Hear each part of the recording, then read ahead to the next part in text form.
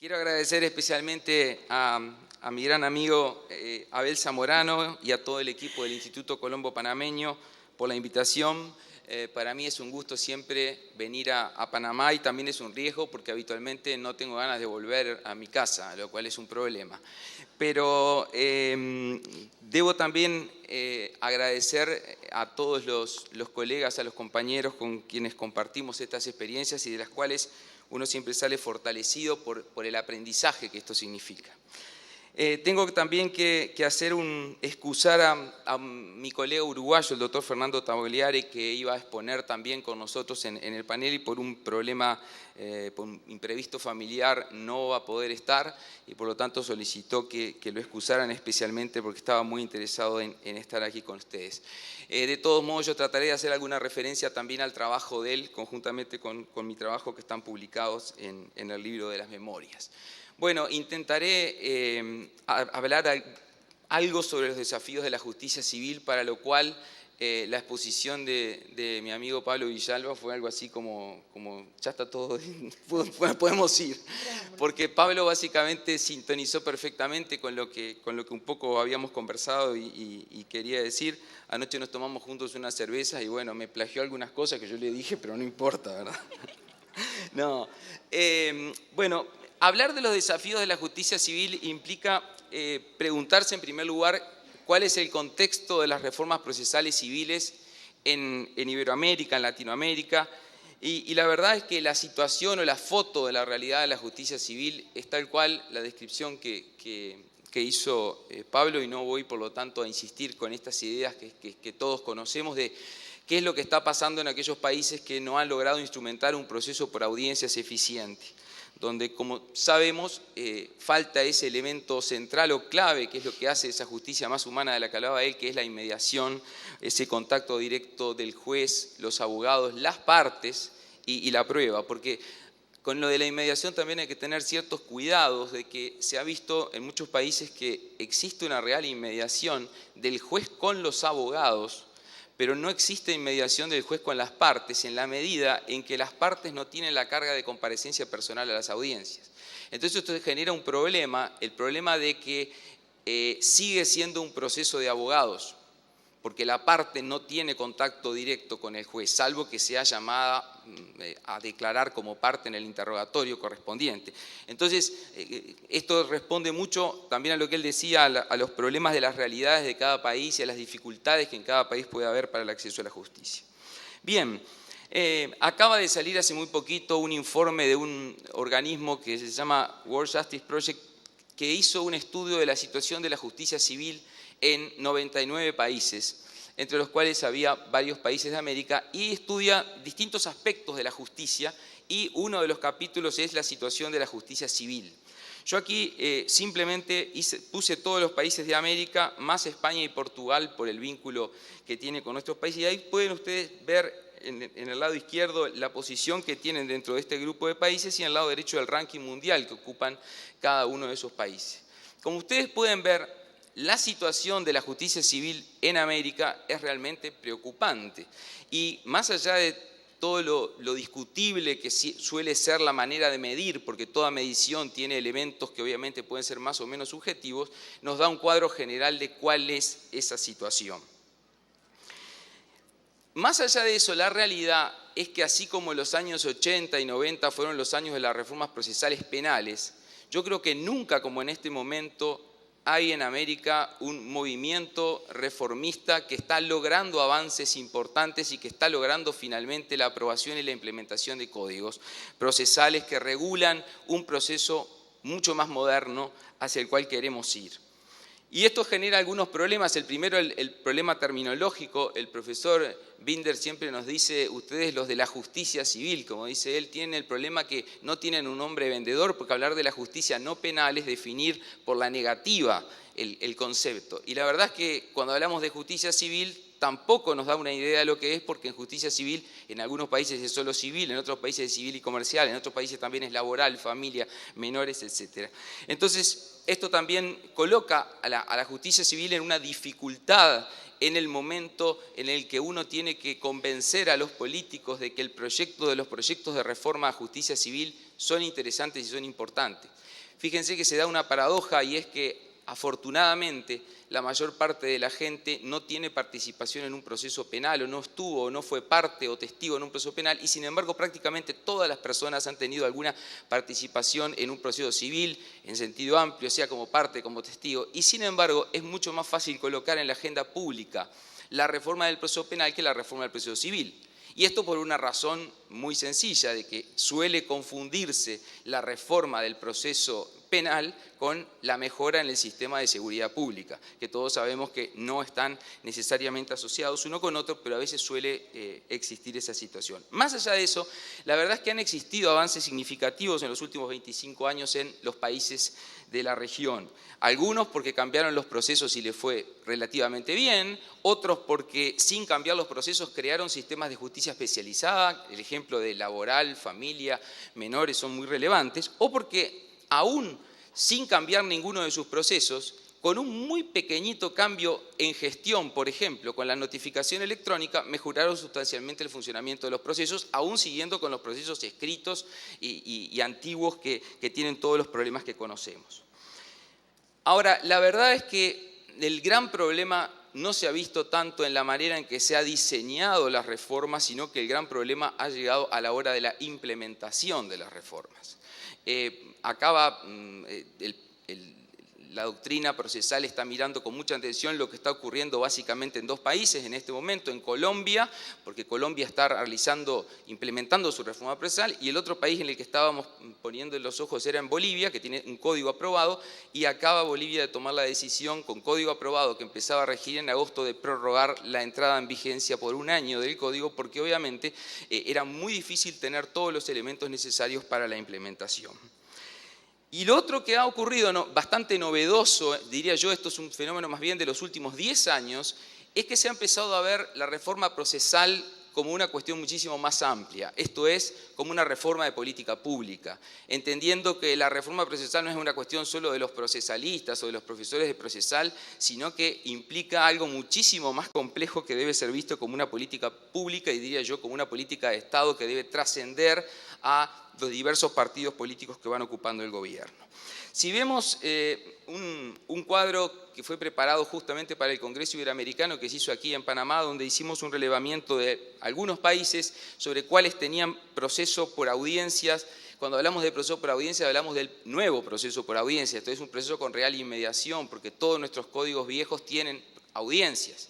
Lo que pasa es que la hace un funcionario que le pregunta a un testigo y escribe en una máquina lo que el testigo le dice, ahí no hay inmediación ninguna, es un funcionario que está tomando una declaración. Pero cuando hablamos de proceso por audiencia, en este rol del juez en contacto directo con las partes, con la prueba, con los abogados, casi todos los países lo tienen, algunos, en el caso de Argentina, lo tienen en algunas provincias, Bolivia y Colombia, como decíamos, está pasando de un proceso por inmediación parcial a un proceso total, y luego, bueno, hay países que lo tienen en algunas materias, por ejemplo, Chile lo tiene en familia, en laboral. Frente a esta situación, entonces, podemos decir que, a pesar de que pareciera que no ha habido muchos movimientos, sin embargo, se han dado grandes procesos de reforma. Lo que ocurre es que muchos países no han logrado encararlo desde el punto de vista del proceso civil o comercial, sino que han ido primero a las materias que supuestamente requerían una urgente solución. El ejemplo típico que mencionábamos de laboral y familia. Bien, estos procesos de reforma se han fijado los objetivos que todos conocemos y que no voy a leer porque están todos allí y son importantes, pero quiero simplemente referirme a uno que no era habitualmente colocado en la agenda y que empezó a ser colocado en la agenda desde hace unos pocos años, que es mejorar la calidad de la prueba. Habitualmente se habla de la celeridad, la inmediación, etcétera, pero llegó el momento en el que se empezó a entender que no hacemos en nuestros procesos una obtención adecuada y de calidad de la prueba. Esto es que no utilizamos todas las herramientas que podríamos utilizar para que el juez adquiera y obtenga calidad de la información suficiente para tomar una resolución adecuada.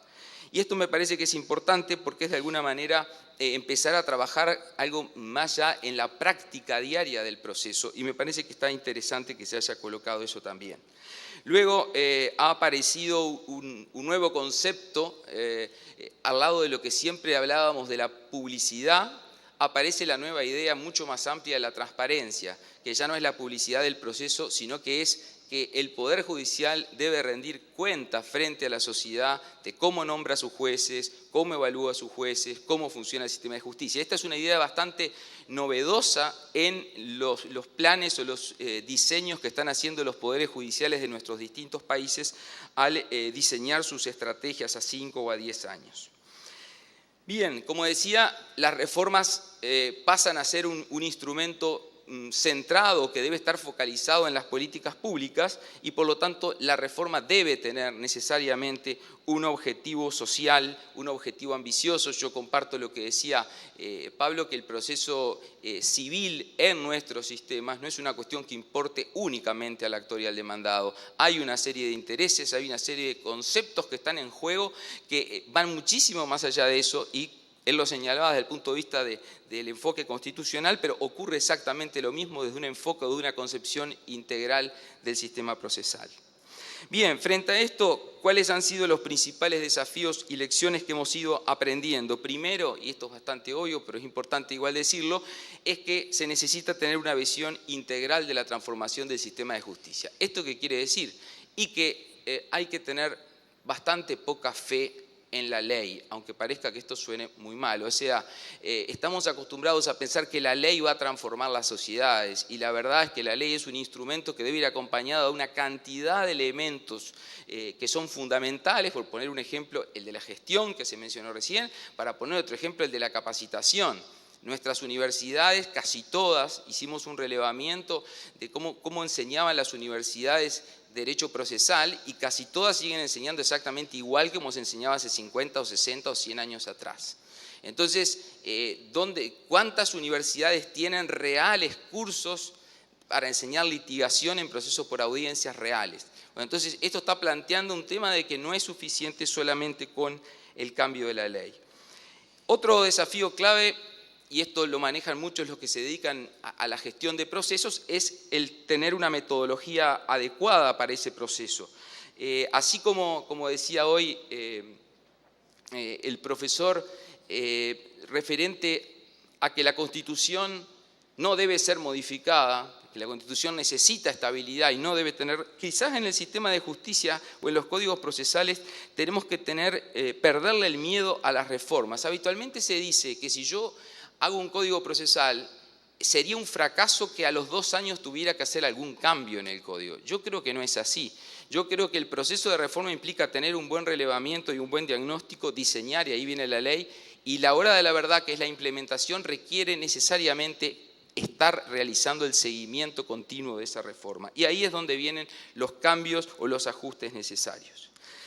Un tema que es muy polémico cuando se habla del Poder Judicial es el tema de los incentivos y de las metas. ¿Cómo hacemos para medir la labor de los jueces? Si nosotros no podemos medir la calidad de las sentencias porque eso podría vulnerar la independencia judicial, si tampoco parece un buen criterio tomar en cuenta para saber si un juez de primera instancia es bueno la cantidad de sentencias que le revoca el de segunda, porque quizás el que tiene razón es el de primera y no es el de segunda instancia, ¿cómo hacemos para tener incentivos o indicadores para medir? Bueno, hay varios países que están implementando esto, pero esto es muy peligroso y empiezan a aparecer los llamados indicadores o incentivos perversos. Por poner un ejemplo bastante común, muchos países se han focalizado en tomar como un elemento muy importante para evaluar a un juez la cantidad de resoluciones que dicta. Esto ha llevado a que se han encontrado casos increíbles donde un juez fraccionaba sus resoluciones en 6 o 7 resoluciones y eso lo hacía subir en el ranking y estaba muy bien posicionado. Y claro, lo que pasa es que estaba haciendo exactamente lo mismo que antes, pero haciéndole trampa al sistema. Conclusión, es muy difícil porque cualquier otro producto lo puede medir en su calidad, pero medir la sentencia en su calidad puede implicar afectar una serie de principios importantes. Otro gran problema es que es muy difícil en las reformas procesales civiles lograr la participación ciudadana y que los ciudadanos vean la reforma como una necesidad. Y esto es importante porque hoy donde las organizaciones no gubernamentales son vistas como un elemento central y la participación de la sociedad es vista como un elemento central en todas las áreas de políticas públicas, la verdad es que es muy difícil y muy pocos países tienen organizaciones no gubernamentales que apoyen estos procesos. Quizás uno de los casos que yo conozco es Argentina, que tiene 2 o 3, pero habitualmente no existen. Se requiere también un plan sistémico para modernizar la justicia civil, o sea, un sistema de justicia civil no es solamente el código, como decíamos hoy, requiere ver qué recursos humanos y materiales tenemos, qué sistema de gestión y medios tecnológicos, cómo vamos a controlar, cómo van a funcionar los métodos alternativos de resolución de conflictos, que no haya conflictos entre el Código Procesal y la ley orgánica, cosa que ha pasado en muchos países, modifican el Código Procesal y no hacen los ajustes de la ley orgánica y luego empiezan los conflictos entre uno y otro. El tiempo en el proceso, el tema de la duración razonable al que se refirió Pablo. Bueno, acá hay un tema que me parece interesante y es que si a cualquiera de ustedes le preguntaran cuál es el tiempo ideal de duración de un proceso civil ordinario, ustedes tienen el poder de regular el proceso civil ordinario como ustedes quieran, les damos todos los recursos, todos los medios, ¿cuál sería el tiempo razonable? Yo suelo hacer generalmente esta pregunta y les voy a dar los resultados de mi encuesta. Mi encuesta dio que más o menos entre 6 meses y 1 año a la primera instancia y entre 5 y 6 meses la segunda instancia es lo que los abogados más o menos de mi generación piensan. Bien, hicimos un experimento. Les explicamos a estudiantes de sexto de liceo cómo funcionaba un proceso básicamente, para qué servía, cuáles principios estaban en juego, el debido proceso, la defensa y les preguntamos cuál debiera ser el tiempo razonable. Y el que más tiempo le dio al proceso fue 1 mes. Conclusión, se está dando un problema y es que existe un desencuentro final y que nunca va a poder solucionarse, aún con todos los recursos posibles, entre lo que dura un proceso, aún en el mejor de los casos en que lo podamos diseñar, y lo que las nuevas generaciones piensan que debe ser el tiempo de respuesta. Esto es, cuando les preguntábamos, no, pero ustedes se dan cuenta que 1 mes parece imposible, pero si nosotros accedemos a todo instantáneamente, y una cosa tan importante como lo que se juega en un proceso, parece que darle 1 mes es más que razonable. Entonces, claro, este desencuentro entre las tecnologías, las nuevas generaciones y el proceso hace que en nuestra época podíamos alcanzar el proceso a nuestras aspiraciones. Para las nuevas generaciones esto va a ser absolutamente inalcanzable. Conclusión, esto va a implicar un permanente descontento de la sociedad respecto del funcionamiento del proceso. Y ese es otro gran desafío que van a tener que enfrentar los sistemas de justicia. O sea, se haga lo que se haga, el descontento de la ciudadanía va a existir siempre y en forma creciente. Y esto genera una posible crisis del sistema de institucionalidad judicial que es realmente complejo.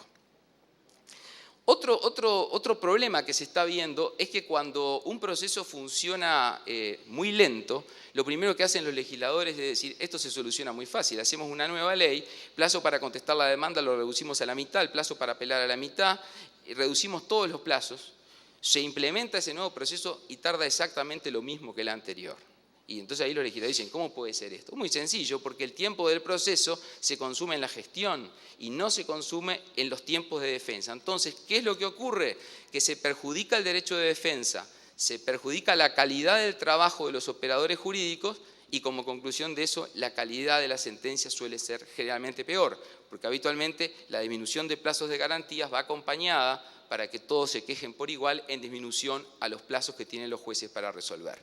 Conclusión, caemos otra vez en ese mismo error de pensar de que el proceso se resuelve o los problemas del proceso se resuelven acortando los plazos que tiene su regulación. Bien, en cuanto a los conceptos clásicos del derecho procesal, es necesario replantearse también algunas ideas. Sin duda que se puede decir que el derecho procesal hoy está en crisis o, diría yo, en un mundo de grandes oportunidades. ¿Por qué? Porque la cantidad de procesos y los cambios acelerados que se han dado en los procesos, el empoderamiento de la sociedad civil con mayor información, pensemos en el trabajo de los sindicatos, de las organizaciones no gubernamentales, la complejidad de los procesos y las nuevas materias a las que ya nos referimos hacen que haya que replantear muchos conceptos. Y al lado de esto aparecen dos ideas que están haciendo muy compleja la vida de los poderes judiciales, que son la judicialización de la política y la politización de la justicia. Por un lado, tenemos el problema de que lo que los políticos antes resolvían entre ellos, ahora lo trasladan al Poder Judicial. Dicen, esto lo que hay que hacer con esto es pasarlo a la justicia, pasarlo a la justicia. Conclusión, los jueces que antes hablaban habitualmente solo por boca de las sentencias tienen que salir a dar explicaciones a la sociedad sobre sus decisiones y se transforman muchas veces en seres mediáticos. Algunos a los que les gusta ser mediáticos, otros que no les gusta, pero terminan muchas veces siendo mediáticos frente a este problema. Este es, en realidad, para algunos no es un problema. Algunos dicen que esto es muy bueno porque que se produzca de alguna manera una solución de estos problemas a través del sistema de justicia independiente puede ser bueno, pero por otro lado puede estar sacándole el foco del trabajo que deben de tener los jueces en materia civil, por ejemplo, hacia otras áreas. El otro fenómeno, este sí patológico, es la politización de la justicia. Esto es la influencia que en muchos países se ve del sistema político sobre los jueces, todo lo que tiene que ver con la independencia judicial, la forma en que se designan los jueces, la forma en que ascienden los jueces, ni que hablar de los países que no tienen implementada una carrera judicial que funcione. Y luego esto genera la puja entre los poderes políticos y el sistema de justicia. A mí me parece que este conflicto que se da permanentemente entre el sistema de justicia y el Poder Ejecutivo, por ejemplo, si hay una tensión razonable puede ser bueno, pero cuando ya se impide el diálogo, esto genera muchísimos más problemas en el funcionamiento de los sistemas, ni que hablar los países cuyos poderes judiciales no tienen presupuesto propio o autonomía financiera, porque allí todavía eso se hace más patente. Y luego los medios masivos de comunicación, que hoy tienen una influencia tan importante que hay un profesor uruguayo que suele decir que en realidad no tenemos que estudiar más la duración de los procesos porque el proceso es el más rápido del mundo, es el día que a uno le sacan el titular en el diario y luego no tiene posibilidad ninguna de revertir eso porque por más que haga una aclaración de que eso es mentira, ya nadie va a leer esa noticia. Entonces que en realidad el proceso termina ahí y todos sabemos, no sé qué ocurre acá en Panamá, pero allá en el sur pasa mucho que los abogados utilizan la prensa como elemento semi-extorsivo en las negociaciones. Y esto genera también un desfasaje en el funcionamiento de justicia. Entrando a alguna referencia más procesal, yo suelo decirle a mis estudiantes que como yo tengo muy mala memoria, tengo la suerte de que todo lo que me enseñaron en la facultad en realidad cambió tanto que ya no lo necesitamos más y podemos en realidad empezar a estudiar todo de nuevo. Pero realmente fíjense que el derecho, si ustedes piensan en lo que estudiamos y lo que se sigue enseñando hoy en las universidades, se sigue pensando en un proceso donde hay un actor, un demandado, hay un debido proceso pleno entre ese actor y ese demandado, la legitimación es el vínculo ese directo entre el actor y la cuestión sustantiva, pero resulta que mientras todo eso se sigue repitiendo como algo sagrado, puede ocurrir perfectamente que hoy muchos de nosotros estemos en juicio, incluso que podamos estar en juicio en las dos partes, no estamos nosotros ejerciendo nuestro debido proceso en forma directa y eso porque, por ejemplo, hay un proceso colectivo y eso genera una cantidad de dudas sobre cómo hacemos para sumarnos o bajarnos de ese proceso colectivo. Pero sin ir a los procesos colectivos, pensamos en la cosa juzgada, la idea tradicional de cosa juzgada de la triple identidad. ¿Cuánto ha cambiado esto? Para empezar, un tema muy polémico es, ¿sigue siendo la cosa juzgada de los jueces nacionales inmodificable frente a las decisiones de los tribunales internacionales? Primer gran problema con la cosa juzgada. Segundo problema con la cosa juzgada, aquello de que mismos sujetos, mismo objeto y misma causa, ya prácticamente en muchos países no es práctica jurisprudencial porque los jueces han creado esta teoría de la cosa juzgada eventual, esto es que el que demanda tiene que demandar no solamente aquello que él efectivamente quiera demandar, sino que también debe demandar todo lo que podría eventualmente demandar, porque si no lo hace y mañana quiere iniciar un nuevo juicio por esa diferencia, no lo va a poder hacer. Y esto, que no es nada nuevo en la doctrina procesal, sin embargo, se empezó a aplicar en los últimos tiempos por la jurisprudencia.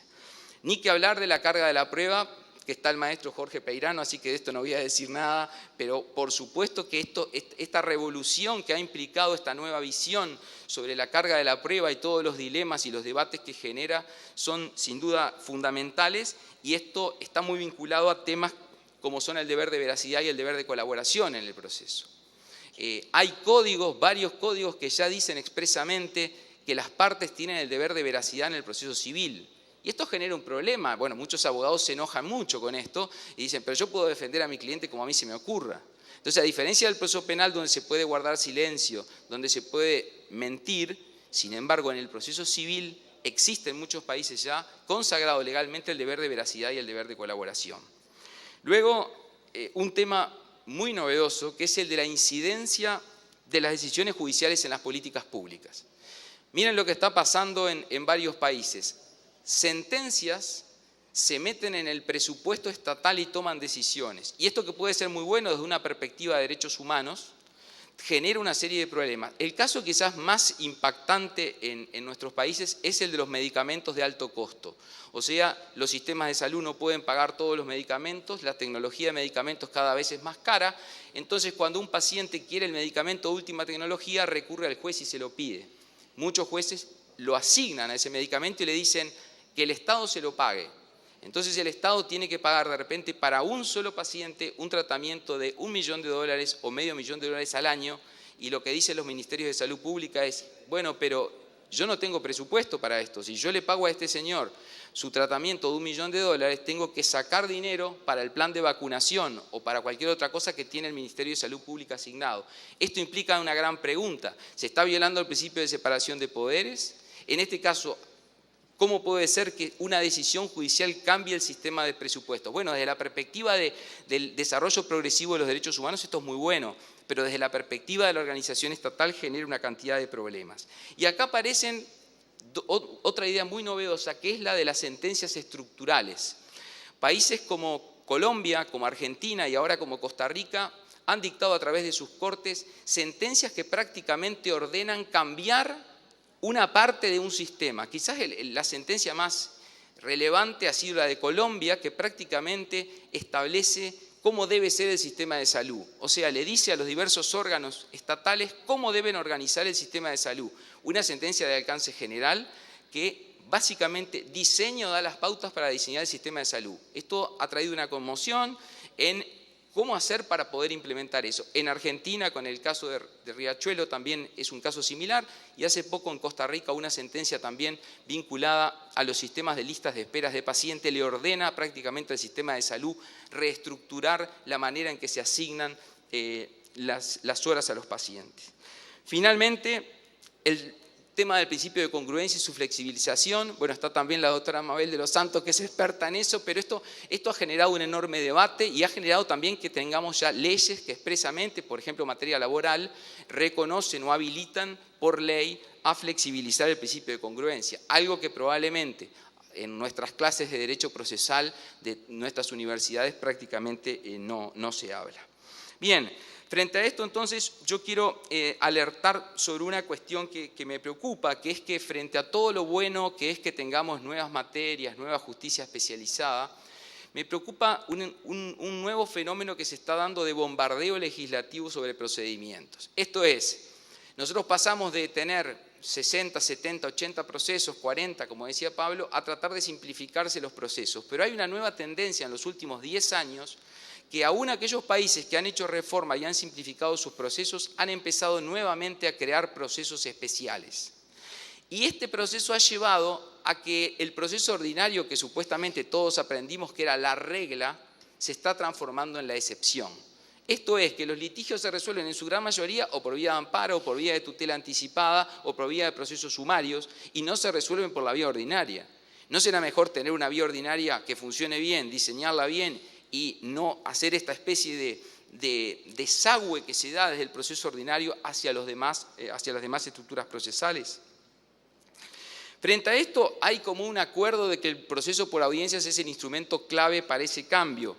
Y creo que el gran aporte que ha hecho tanto, por un lado, el Instituto Iberoamericano de Derecho Procesal y por otro lado la doctrina española a través del Código Modelo y a través de la Ley de Enjuiciamiento Civil del año 2000, ha sido demostrar que todos estos principios que conocemos y que repetimos de memoria como pilares básicos de un sistema, no habla acá de principios procesales en sentido estricto, sino de los pilares para construir un proceso por audiencias, tenemos que pasar de una fase programática a una fase efectiva. Y creo que el gran mérito de estos dos instrumentos que mencionaba ha sido efectivizar estos principios. Entonces la pregunta es, ¿Cómo hacemos para efectivizar estos principios?